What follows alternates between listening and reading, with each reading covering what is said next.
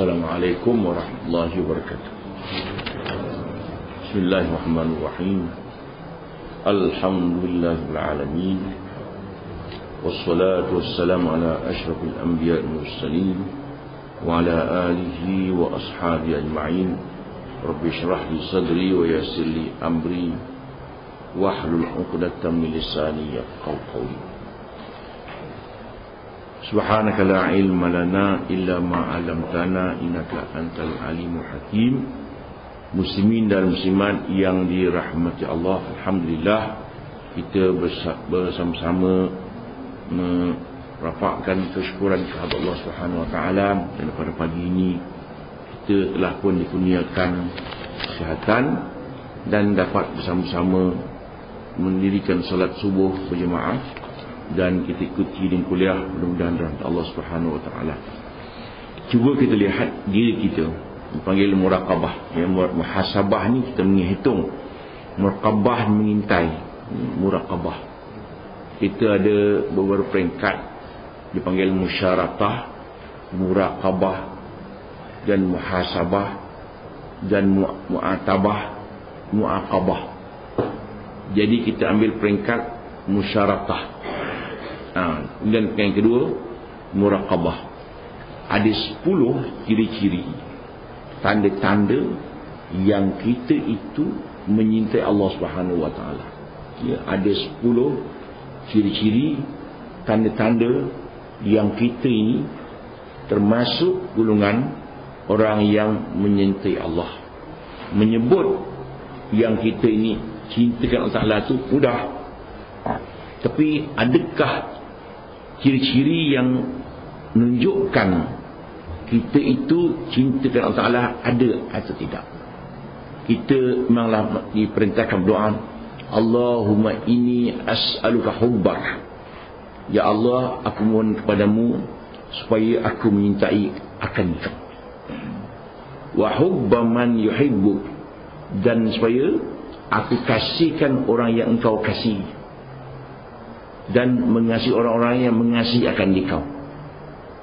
Wa hubbama yuqarribuni ila hubbik, dan supaya aku kasihkan amalan-amalan yang mendekatkan aku untuk kasihkan kepadamu. Faham ya? Faham? Tak faham? Saya tak faham. Doa dia, Allahumma inni as'aluka hubbak.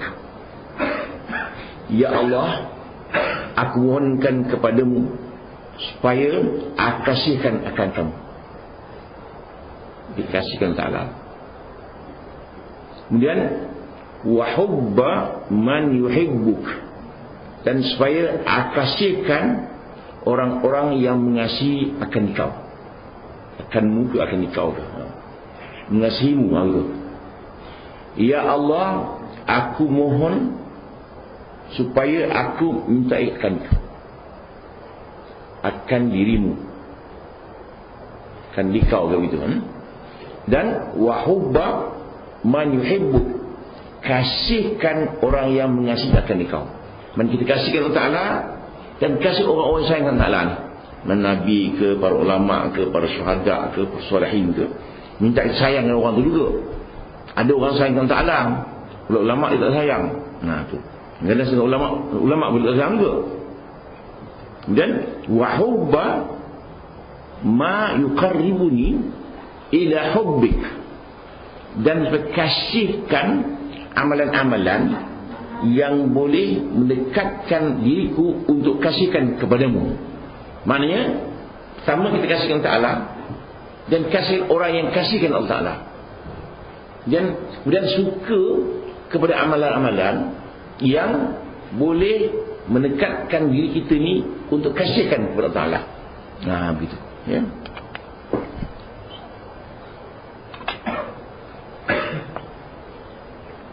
Kemudian kita selalu dengar firman Allah Ta'ala, yuhibbunahum kahbillah walladzina amanu asyaddu hubban lillah. Mereka orang-orang kafir itu kasihkan berhala-berhala sebagaimana kasihnya mereka kepada Allah Ta'ala. Kasih juga, Allah Ta'ala pun sayang juga, berhala pun dia sayang juga. Wallazina amanu asyaddu hubban lillah. Tapi orang-orang yang beriman terlebih kasih kepada Allah. Dalam ayat yang lain pula, qul in kuntum tuhibbunallah fattabi'uni yuhibbukumullah. Katakan oleh Muhammad, sekiranya tuan-tuan sekalian ni kasihkan akan Allah, ikut akan aku.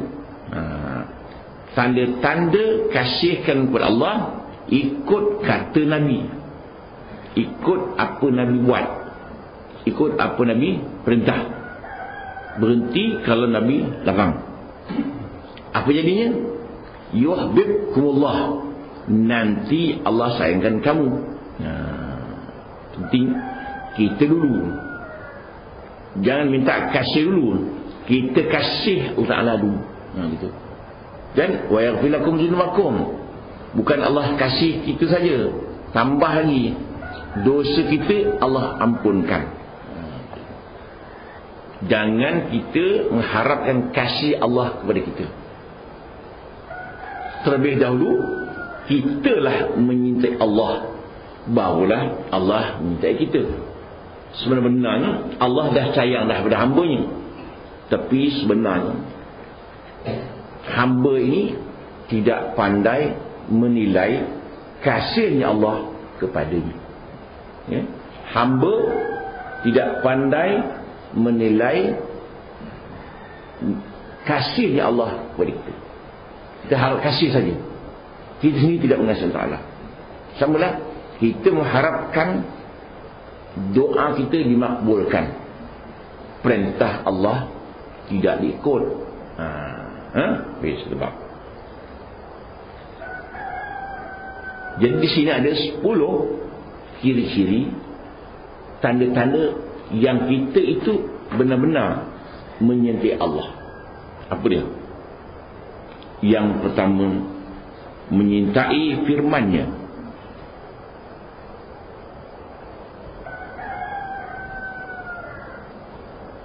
Menyintai firman-Nya.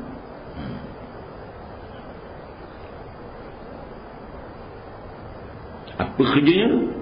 Merenung isi kandungan Al-Quran,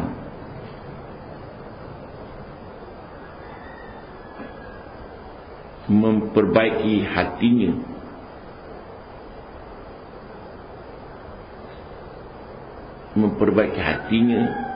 dengan ajarannya, memelihara ajarannya siang dan malam dalam semua perkara.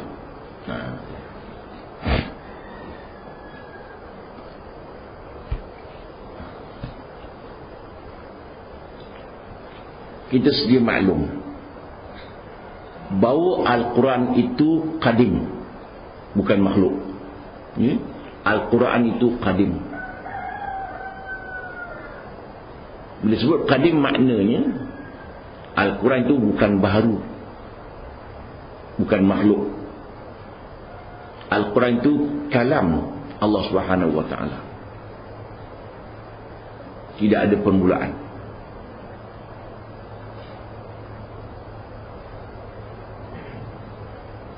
Dia mengandungi 6,236 ayat. 6,236 ayat. Dulu sebut dulu 6666 dulu. Sebenarnya 6236.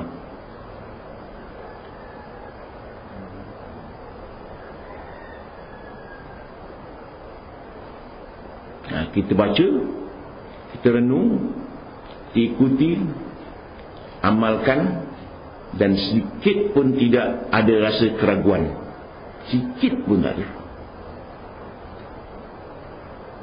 Kita mempunyai keyakinan yang penuh Al-Quran itu dari Allah Subhanahu wa ta'ala, bukan ciptaan Nabi kita Muhammad sallallahu alaihi wasallam, bukan. Ajarannya, perintahnya, larangannya kita patuhi. Firman Allah Ta'ala, wa ma kana lil mu'minin wala mu'minatin idza qadallahu rasuluhu ay yakuna lahumul khiyaratu min amrihim. Tidak boleh orang beriman, laki-laki perempuan, apabila Allah dan Rasulnya membuat keputusan, dia nak pilih-pilih, tak boleh. Maknanya ini, kalau wajib tu wajib lah, kalau haram tu haram lah. Tidak boleh kita cuba nak mengambil hukum berdasarkan kepada akal kita sendiri. Itu sebabnya kita lihat bahawa orang sekarang baik zaman dulu pun, dia ambil hukum Allah Ta'ala itu mengikut selera dia. Sebabnya orang-orang Islam, dia boleh berpuasa, semayang, haji boleh, tapi nak suruh dia ikut perintah Allah Ta'ala, potong tangan kalau mencuri, dia tak nak. Sekarang itulah, sekarang ni zakat iklan kuat pasal dapat duit kan. Semayang tak ada pun iklan, tak ada. Kita berjalan darah zakat, dapat berkat. Betul. Dia pasal apa? Al-Fulus. Zakat dibayar. Zakat dibayar pasal apa? Dapat duit.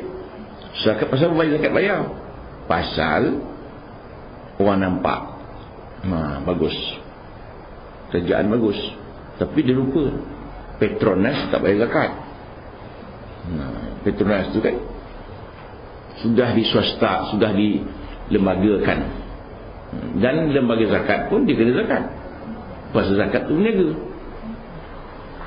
Saat pengurusan zakat, dia berniaga, dia dapat 1/8 daripada zakat itu. Iaitu dia mengutip dan membahagi-bahagikan. Dia juga berniaga, dia pun kena zakat. Orang tak puasan, kerajaan tak bayar zakat. Maknanya kalau dulu dia bawah kerajaan, dia tak bayar zakat, jadi kerajaan. Sekarang sudah diswastakan, dia kena bayar zakat. Saya berniaga. Cakap kat banyak marah orang pula, undang ke. Habis. Yang kedua, menyintai Rasulnya. Menyintai Rasulnya.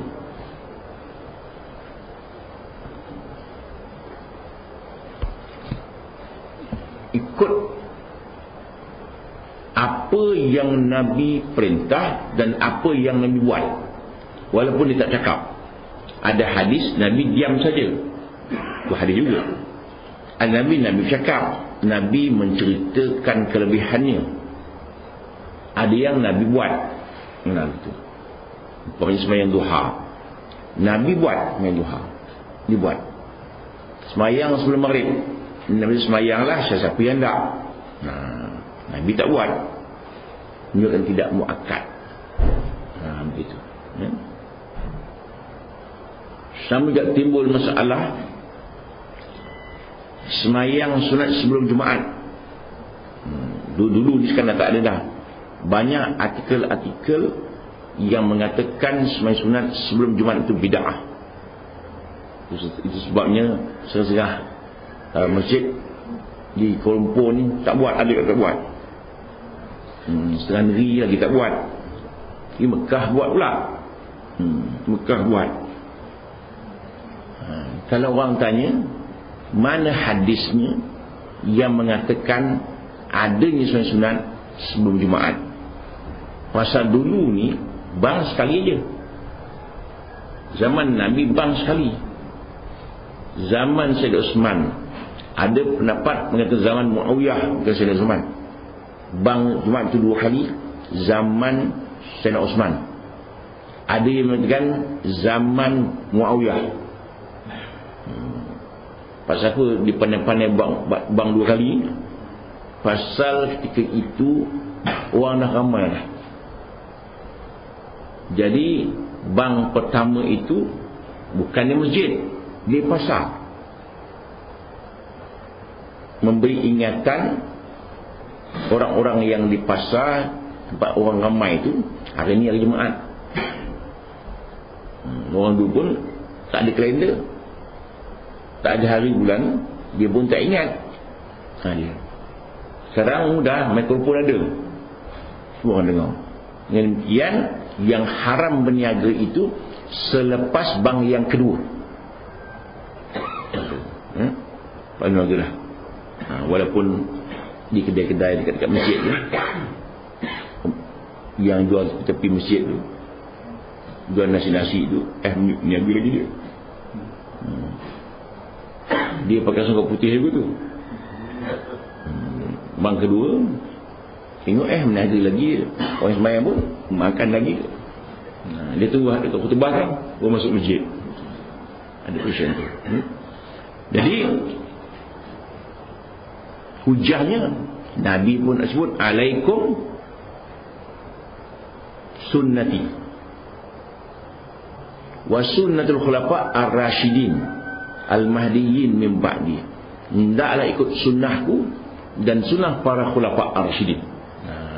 Jadi maknanya Saudara Osman membuat bank 2 kali. Timbul persoalan tadi ni, sembahyang sunat sebelum Jumaat ada ke tak ada? Ada berbagai-bagai hujah. Ada yang mengatakan ma bainal adanaini solah, barang yang di antara 2 azan maknanya azan dan iqamah ada sembahyang sunat. Ada yang mengatakan Jumaat tu sembahyang zuhur, maka ada sembahyang sunat sebelum zuhur. Ada yang mengatakan bahawa apabila Nabi sedang berkhutbah, masuklah seorang sahabat dan terus duduk. Nabi tengah khutbah ni, Nabi pun berhenti khutbah, tanya, dah sembahyang belum? Dia tanya orang yang masuk tu. Dia kata belum, nak sembahyang. Dia pun sembahyang 2 rakaat. Timbul persoalan, ini sembahyang apa ni Nabi suruh ni? Adakah sembahyang sunat tahiyatul masjid atau sembahyang qabliyah Jumaat? Ada ulama bersih pendapat. Ada yang mengatakan dia sembahyang sunat tahiyatul masjid. Ada ulama mengatakan kalau itu sembahyang sunat tahiyatul masjid, ngapa Nabi nak tanya pula? Ngapa Nabi tanya? Nabi tak nampak ke tak sembahyang? Ini yang ulama bincang. Betul duduk. Nabi tak tengok khutbah, Nabi nampaklah dia tak sembahyang. Dia sembahyang ke belum? Belum sembahyang. Dia pun sembahyang. Ini orang bincang. Adakah ini sembahyang sunat masjid atau qabliyah? Dia kata kalau sekiranya sembahyang sunat masjid, pasal apa Nabi nak tanya? Nabi dah nampak dia tak sembahyang. Katanya mungkin Nabi bimbang, dia sudah sembahyang di rumah tadi. Dia sudah sembahyang di rumah tadi qabliyah, maka ditanya lagi sekali, belum sembahyang. Kalau tahiyatul masjid, Nabi dah nampak dah tak sembahyang. Inilah bersih pendapat. Jadi kita ni kalau ada pendapat yang berbeza-beza, tidak menjadi perbalahan. Tak. Contohnya, kita mazhab Syafi'i memang baca doa kunut suruh. Mazhab lain tak. Hanafi tak baca, Hambali tak baca, Maliki tak baca doa kunut. Syafi'i ni baca. Tak pernah berkelahi pun sama-sama kita. Kita dengan India ke, dengan Bengali ke, orang Afrika ke. Afrika sembahyang Maliki. Maliki tangan luah je. Luah tu Maliki tu. Dia tak ada sembahyang kata Hanafi bawah pusat, Syafi'i atas pusat, Hambali sini. Jadi maknanya berlain-lain cara. Tak pernah berbeza pendapat. Nak berbeza pendapat, tidak pernah condemn mengondem. Sekarang pula bila masuk Wahabi ni condemn. Itu saja. Maknanya tuan-tuan tak pernah orang Wahabi lah. Wahabi pun betul juga. Dia Wahabi ni mazhab Hambali yang dimodifikan oleh Muhammad bin Abdul Wahab. Itu saja. Mana dia pilih itu. Dia pilih lagi mana yang hadis dhaif itu tolak. Tidak ada masalah. Yang masalahnya orang bawahan ni, yang kita sedikit ada ilmu sikit, rasa banyak ilmu. Ada masalah. Tak rasa kita ni kurang ilmu.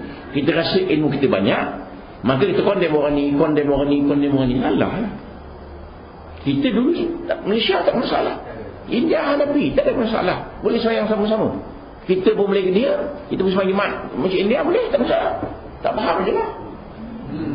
Faham sallallahu alaihi wasallam. Itu je lah. Tak ada waktu lagi. Masalah kan.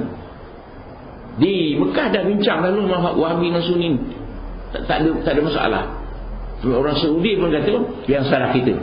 Dia mengaku salah. Pasal kita yang condemn orang. Jadi maknanya dia tidak sedikit pun menghormati pandangan orang lain.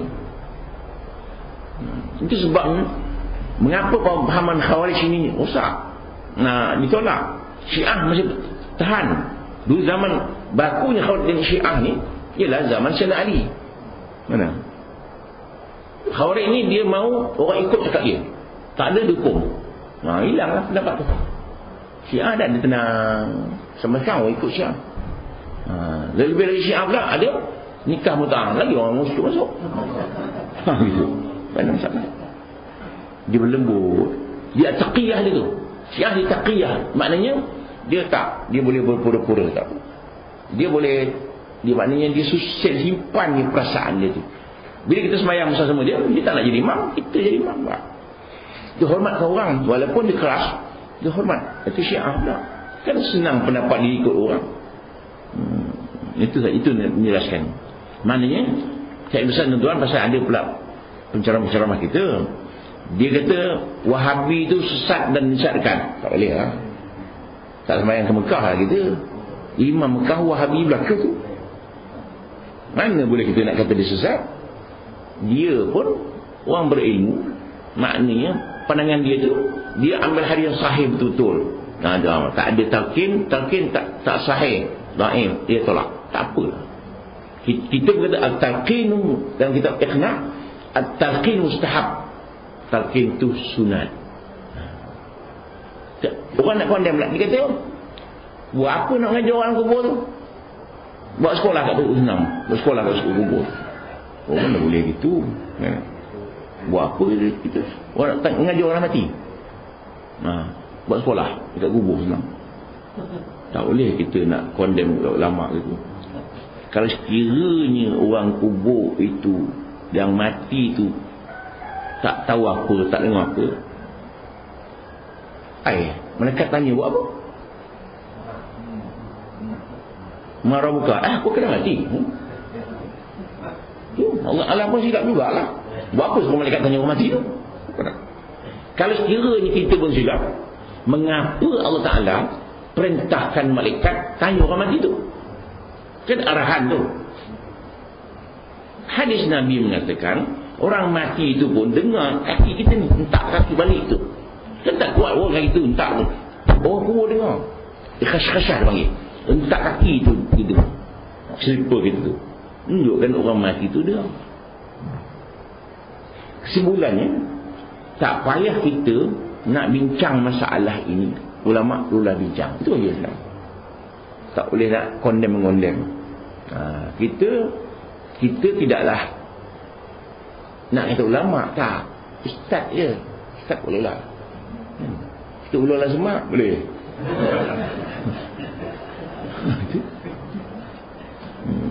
Ulama' ni mesti tawaduk. Rasa ilmu tak ada.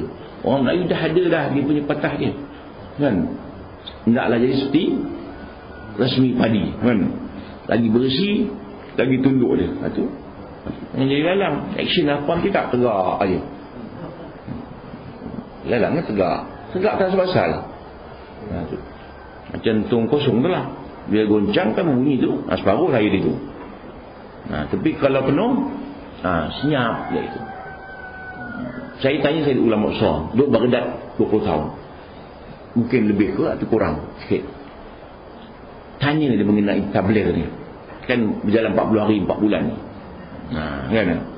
Kalau kita tanya apa tabligh mengarut apa 4 bulan Nabi tak buat pun. Tu kita ilmu tak ada ni. Apa ulama ni kata? Saya kata, tuan, apa pandangan tuan mengenai tabligh 40 hari 4 bulan ni? Mungkin betul kata. Orang alim tu mungkin betul. Dia kata Zakaria Al-Ansari tu orang ahli sejarah. Kita tak pandai. Kan canggih jawapan dia. Kalau kita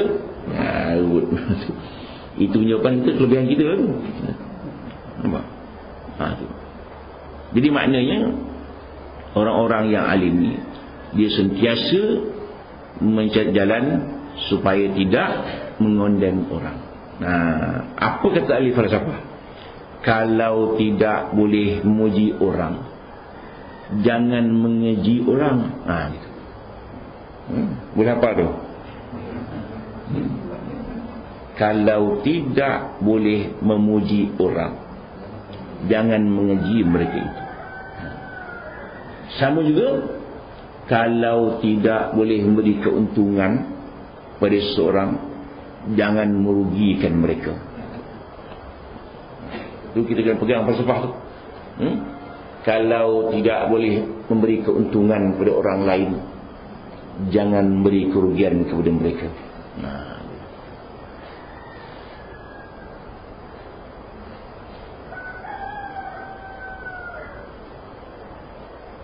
Sebenarnya jangan jadi burung unta. Burung pun tidak, unta pun tidak. Itu apa? Jangan jadi burung unta. Nak kata burung pun tidak, nak kata unta pun tidak. Tapi dia burung unta. Awal unta ke? Tidak. Burung tidak. Tapi dia burung unta. Yang hebatnya burung unta ni, bila orang buru dia tak lari, dia berhenti. Kepala masuk dalam pasir. Dia kata orang tak nampak dia. Dia dah tak nampak orang.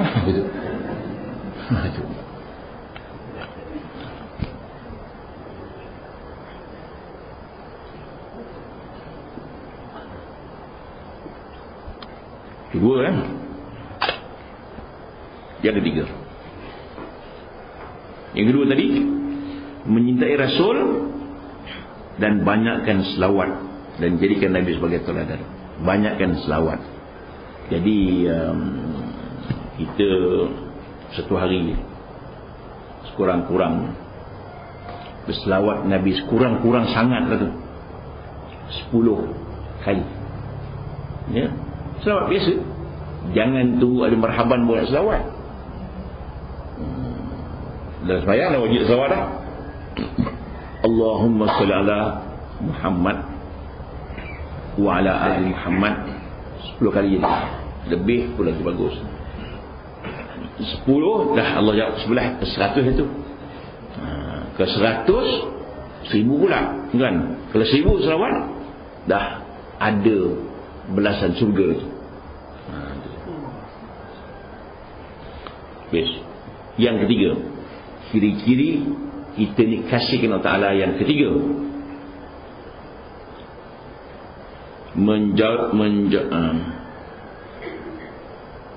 menjauhi larangan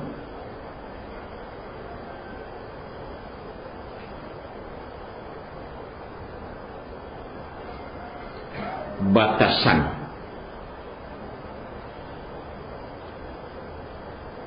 dan kita rasa marah kalau dilanggar syiarnya dan menghina syiar Islam. Kurang tersentak hati. Ada rasa marah kalau orang mempermain-mainkan, menghina, merendahkan Islam. Kita rasa marah. Kalau bertenang itu tak ada apa-apa lah. Bertenang aja.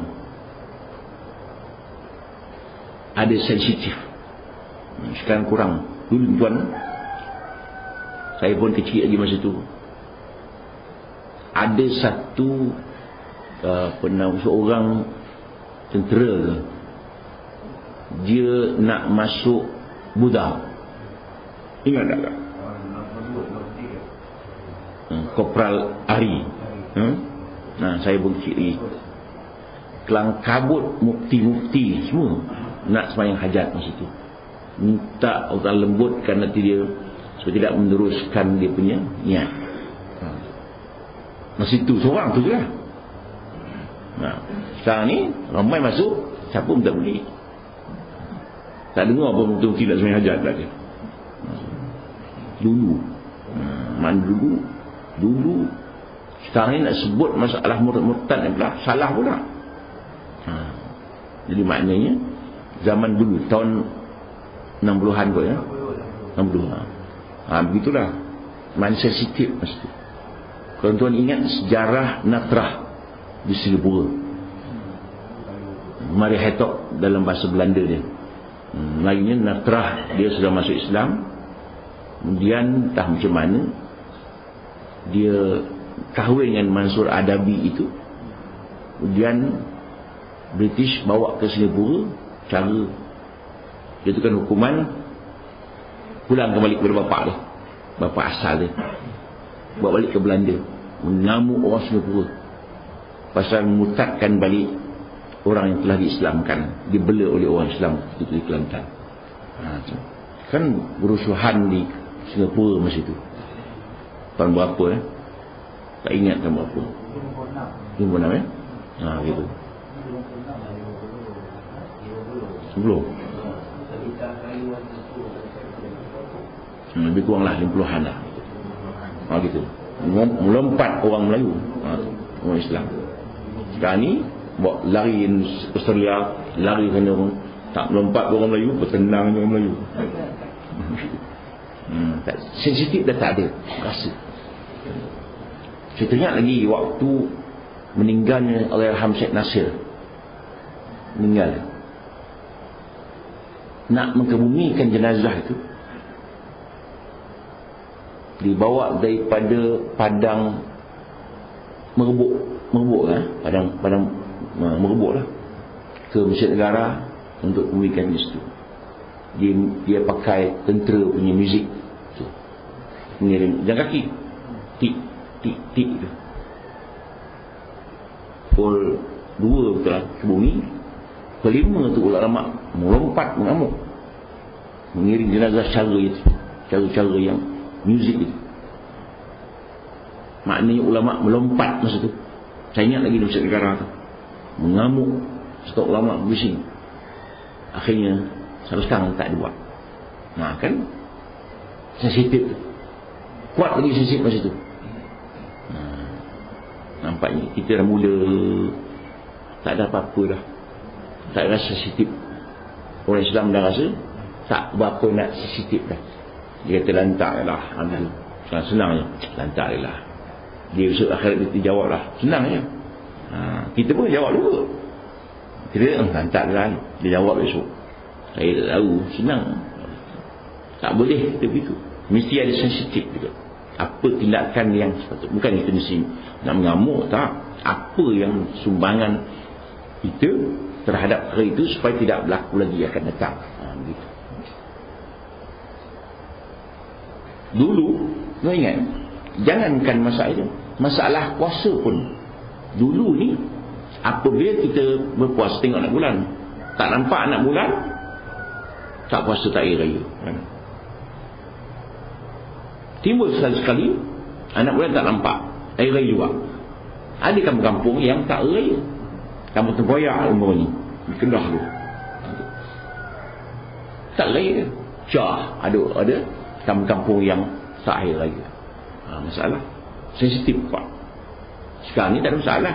Bulan tak nampak, bulan tak nampak pun raya juga.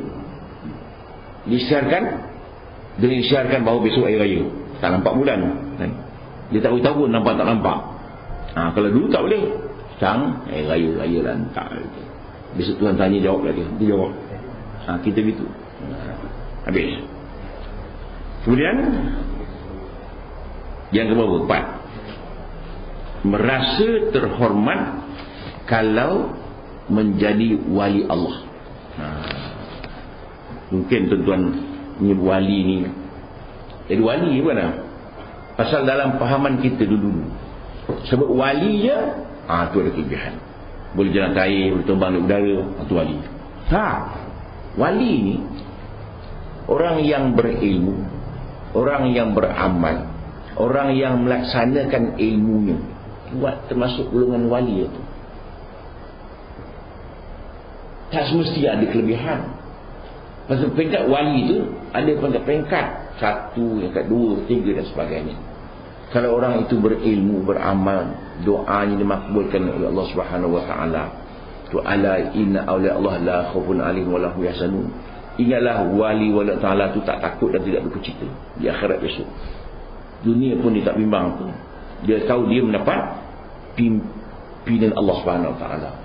Buka dalam buku Dr. Aid tu, Fazlah Yahfazkan, dia sebut ada 10 ciri-ciri orang menjadi wali Allah taala. Macam tu. Begitu. Jadi maknanya orang yang ikut garisan Allah taala, orang mendapat pimpinan itu. Ialah wali ni, kita biasa karamah itu ada pada wali.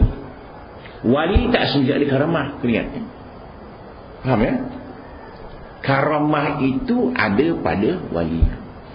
Tak semestinya wali itu ada karamah. Gitu. Dia biasa je kadang-kadang. Biasa campur. Sebabnya mengapa Allah sembunyikan wali itu pada setiap orang? Tak tahu siapa. Kita pun kenal wali kerana kelebihan dia.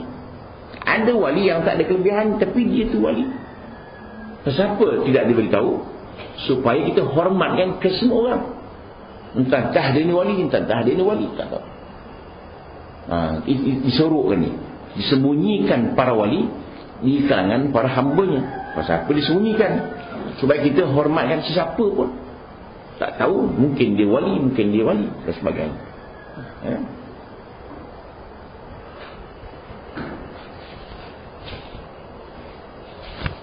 Yang ke 5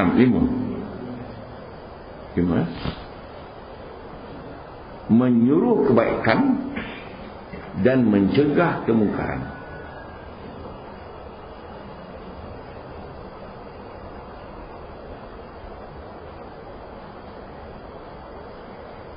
Firman Allah Ta'ala, wal takum minkum ummatun yad'una ilal khair wa ya'muruna bil ma'ruf wa yanhauna 'anil munkar. Hendaklah ada di kalangan kamu. Firman menunjukkan tidak fardu ain, jadi fardu kifayah. Dakwah ni. Hendaklah ada di kalangan kamu sebelumkan umat yang mengajak ke arah kebaikan, mengajak kepada ma'ruf dan mencegah kemungkaran. Mesti ada dalam kampung kita golongan yang mengajak ke arah kebaikan, mencegah kemungkaran. Jangan ada mengajak kebaikan aja, mencegah tak ada. Mesti dua-dua ada. Sebabnya bila dia risik-risik mengapa di Padang itu berlakunya bencana, dia di sana ni mudah mereka mengajak kebaikan, tapi tidak ramai yang berani mencegah kemungkaran. Kita pun itu juga. Sini ni ya, nak ajak orang baik ni mudah, mencegah kemungkaran payah. Tak berani kita. Kalau berani jumpa menyarak, berani tegur, tak berani kita. Diam tengok je. Kalau tengok kedai-kedai kita ni jual arak, siapa dia tegur? Tak berani. Diam je. Kadang kita pula ada kedai-kedai arak, minum sama je. Minum juga. Saya tak nak arak, minum orang je. Terus pada dalam hadis kata, kalau duduk dalam majlis ada orang minum arak, kena bangun. Ada orang menghina Islam, kena bangun. Tak dulu kita duduk kat rumah, kena bangun. Mana-mana majlis yang ada maksiat, jangan duduk. Dan yang selanjutnya 6, bergaul dengan orang-orang yang saleh, mintai orang-orang yang baik-baik, suka pada orang-orang yang saleh, cintai mereka, rindu kepada mereka, menghormati mereka. Itu tanda dia. Maknanya orang-orang saleh, orang-orang beramal, ahli ibadat, orang-orang alim, kita hormati mereka, mendengar pandangan mereka. Yang ketujuh, memperbaiki amalan sunat kerana mencari Allah Subhanahu wa taala. Maknanya kita nak pesankan, ya, banyak perkara yang sunat, lebih utama sembahyang sunat. Cuba terlengkapkan satu hari. Saya satu tempat dia buat kursus, dipanggil kemah ibadat. Kadang-kadang kita tak biasa.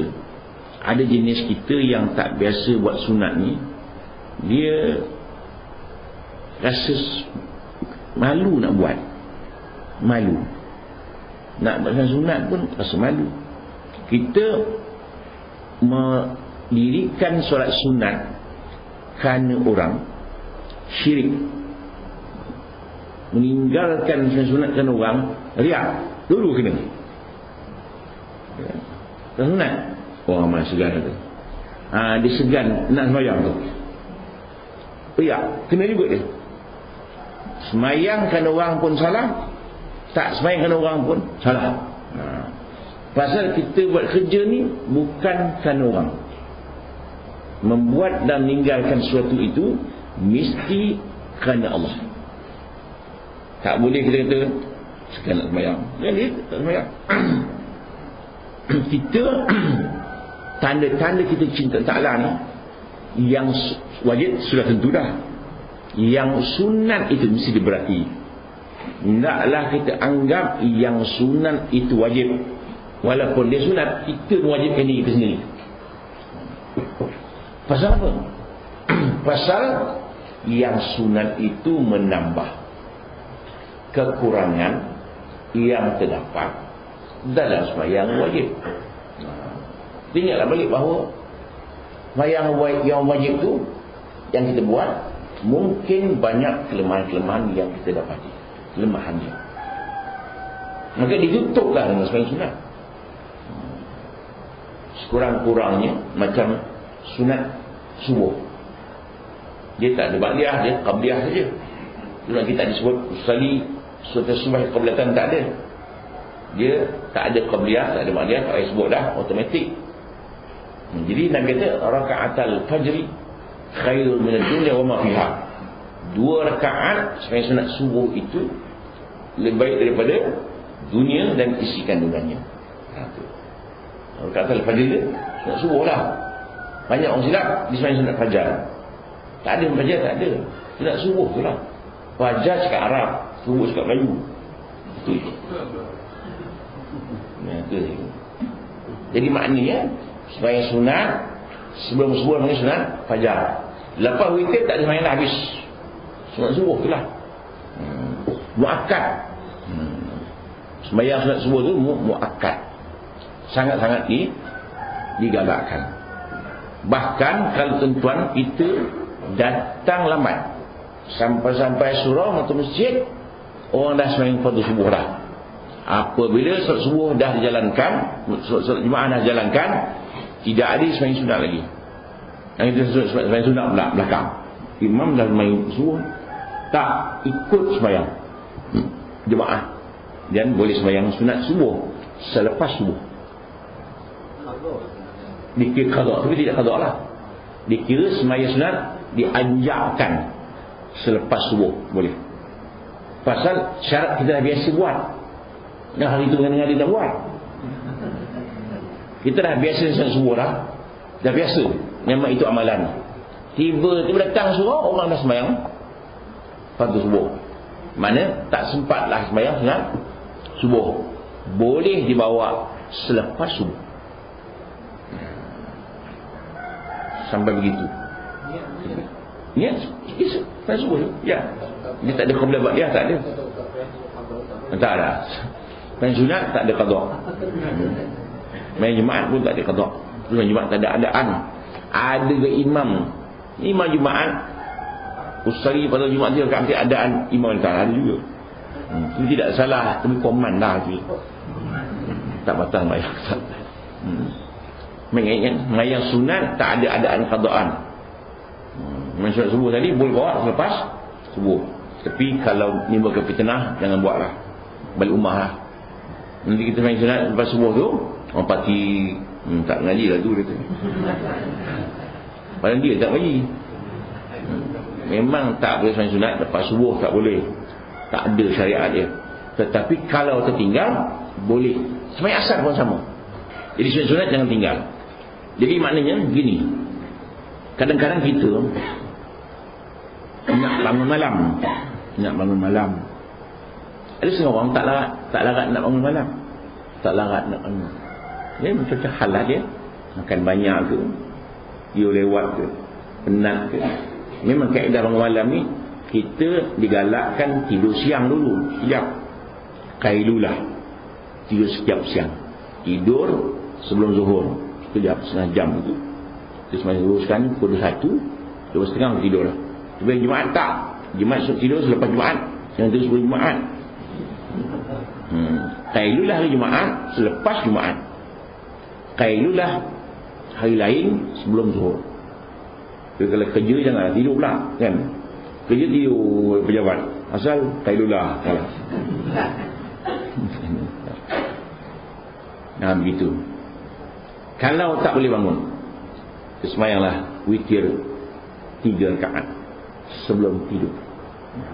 Ini standby bagi orang yang tak berapa yakin nak bangun. Dia fikir boleh tak. Dia semayang tu. Itu pun boleh anggap sebagai semayang malam. Maknanya kalau kita dah semayang witir dah, nanti malam kita bangun, kita boleh semayang tahajud, kita boleh pilih. Nak tutup dengan witir balik semula pun boleh, tak pun tak apa. Kalau nak tutup juga, semayang 2 rakaat saja witir. Jadi 5. 3 tadi, 2 kemudian. Jadi 5. Dia panggil witir dengan yang 3. Jangan witir lagi sekali. Tak boleh, jadi haram. 3 tadi, 3 lagi. 2 kali witir tu haram hukum. La witran fil lailah. Tidak ada 2 witir satu malam. Untuk elakkan tu, 3 tadi ni 2 malam. Jadi 5 lah. Mana witir 2 ini tidak witir, saya dengan 6. Jadi witir ini dengan campur dengan 3 tadi. Jadi mana witir dengan yang 3, 5 lagi. Kalau hadis tu kata tidak ada 2 witir, mana kita buat 3. Jadi 6, dia tak ada witir. 3 campur 2. Boleh berapa? Sunat. Buat dapat sunat pahala lagi. Nah juga sama duha. Dia paling common duha ni tu 2 rakaat. Paling common. Yang sempurnanya 4. Yang afdalnya 8. Kalau malas tak payah.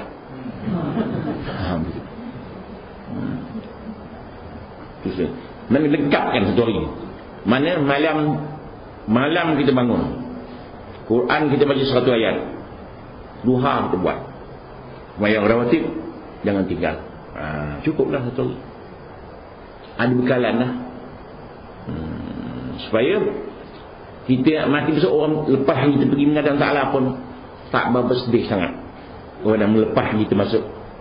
Ya Allah akan lepaskan hamba-Mu ini, supaya Engkau kasihkan mereka itu, kasihkan orang ini, orang yang mati ini. Sebab Tuhan nak sayang. Orang nak punya Ta'ala pun dia buat maksiat banyak, tapi doa dah harapannya. Itu je lah. Allah Ta'ala sayangkan kepada kita ni, minta doakan juga.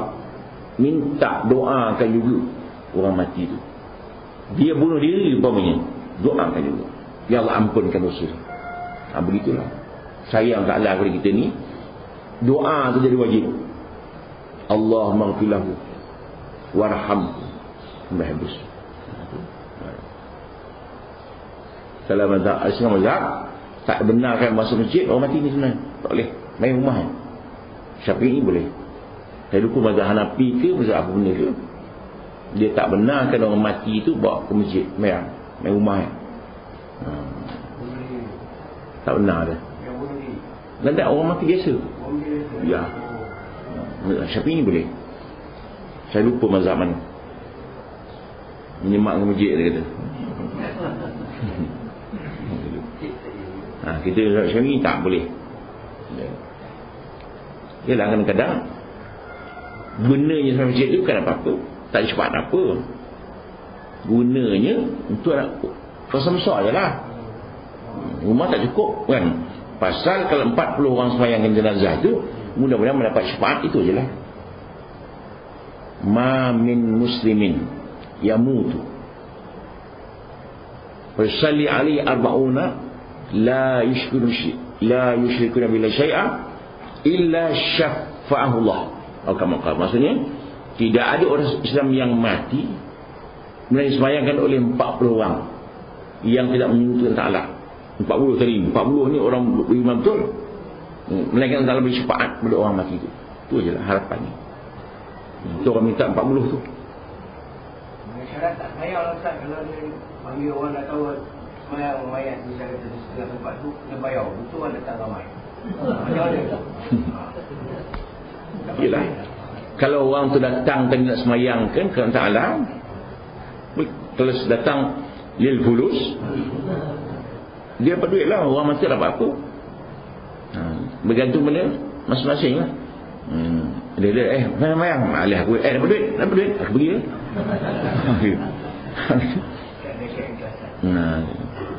Kalau dulu sekolah pondok, dulu lah jemput, dipanggil tu, naik bas, bagi duit, suka dia budak.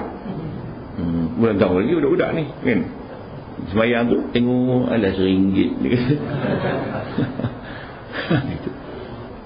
Ni masing-masing, kita pun tak lalu masuk. Kemudian yang ke 8, mendahulukan akhirat dari dunia dan bersiap-siap perbekalan untuk akhirat. Maknanya kalau kita baca sejarah Nabi Ibrahim, ditanya orang, wahai Ibrahim, bagaimana engkau mendapat kelebihan menjadi Khalilullah. Khalil maknanya kawan. Khalilullah, rapat Ta'ala. Dia berdua je. Yang pertama, aku dahulukan perintah Ta'ala dulu daripada makhluk. Yang kedua, kalau makan dia tak seorang, suka bawa tamu. Jadi Nabi Ibrahim punya tabiat, dia jalan berbatu-batu tu, cari orang. Dulu telefon tak ada kan, internet pun tak ada, dan kaki cari orang, ajak makan rumah. Ada suka begitu. Hal akhirat dulu. Itu Nabi Ibrahim punya panggil. Sebab kita masuk masjid tak sunat bersalam. Masjid surau tak apa, masjid tak sunat berjabat tangan, melainkan sunat tahta masjid dulu baru salam. Ini susah lah, saya pun susah, takap boleh lah. Masuk orang dulu, nak macam mana? Guru saya tu tak, itu boleh, kampung. Saya dia tuk guru, jadi maknanya orang faham kan? Kalau kita masuk sap kan dia, action dia dah kalah act juga. Dia sampai masjid baru boleh salam. Saya pun cakap je lah, boleh, tak boleh buat juga. Dia naik masjid orang salam nak macam kan? Tak boleh, nanti orang faham tak? Ya, timur fitnah lah, kata action, salam tak nak. Pasal ilmu ni tak ramai orang tahu, itu masalah. Orang tak tahu, orang semua tahu. Macam sama juga sembahyang sunat selepas subuh tadi kan, tak ramai orang tahu. Bila kita sunat lepas subuh, orang kampung, orang sembahyang masjid tengok, mengaji lah tu. Tak mengaji ke? Padahal dia tak mengaji. So, tu ilmu kena saya luas. boleh buat, baru boleh buat, tidak payah. Kemudian yang ke-9, taubat dengan ikhlas. Ada timbul persoalan, bagaimana kita nak taubat? Bimbang besok buat pula. Ini timbul soalan. Dah bertaubat dah? Maka jawapannya ialah, orang berkenaan kena bayangkan dua. Yang pertama, kita ni manusia, mesti buat khilaf. Adalah syariat taubat tu, tetapi jangan kita sengaja nak buat maksiat untuk bertaubat. Tak boleh. Kata Imam Ghazali, seperti orang itu tertipu dengan dirinya sendiri. Buat dulu. Besok taubatlah. Iyalah, bimbang tak sempat bertaubat. Itu sebab kita malam-malam nak. Mengapa kita bertaubat tengah malam? Kita bimbang, besok tak bangun dah. Ini merupakan penyesalan terakhir. Besok belum tahu. Tak boleh kata, kemarin pun taubatlah, besok tak buat pula. Apakah awak yakin yang besok awak bangun balik? Belum tahu. Sedap-sedap tak bangun-bangun terus. Orang azan tak bangun, orang makan tak bangun. Mimpi aku tak bangun-bangun ni, rupanya tak bangun terus. Sebabnya bimbang-bimbang, tidur itu terus tak bangun-bangun dah. Standby lah malam. Nak tidur, Astaghfirullahalazim, sekurang-kurang dia saya istighfar tu, Allahumma anta rabbi la ilaha illa anta khalaqtani wa ana abduka al-habib. Kalau mati dianggap telah pun bertobat, ahli syurga. Itu nak tidur baca istighfar tu, kena baca sebelum tidur. Kita belum tahu, standby saja. Yang akhir sekali ialah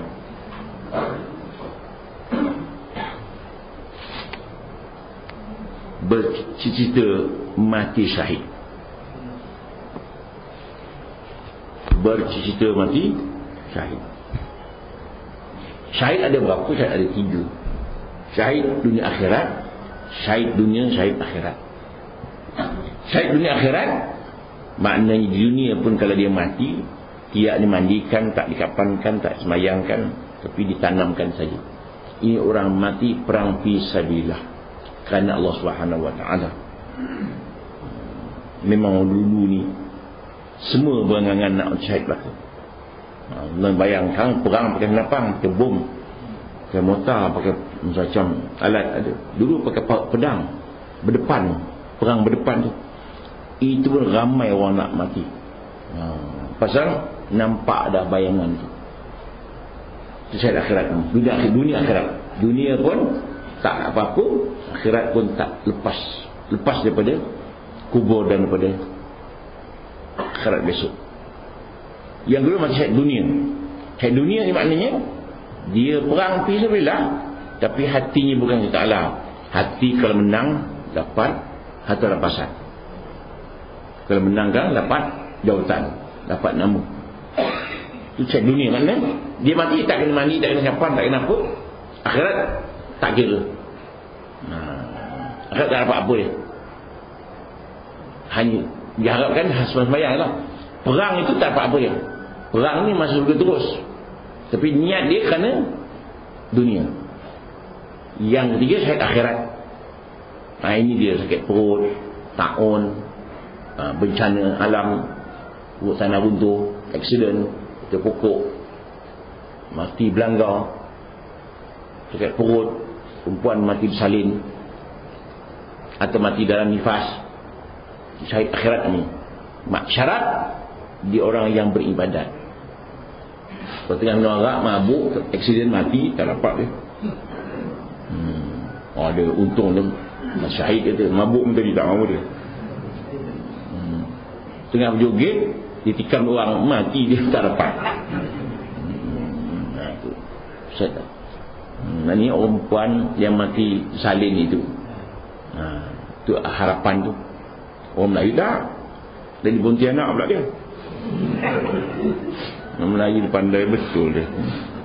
Mati beranak jadi Pontianak pula. Allah Ta'ala ampunkan dosa itu.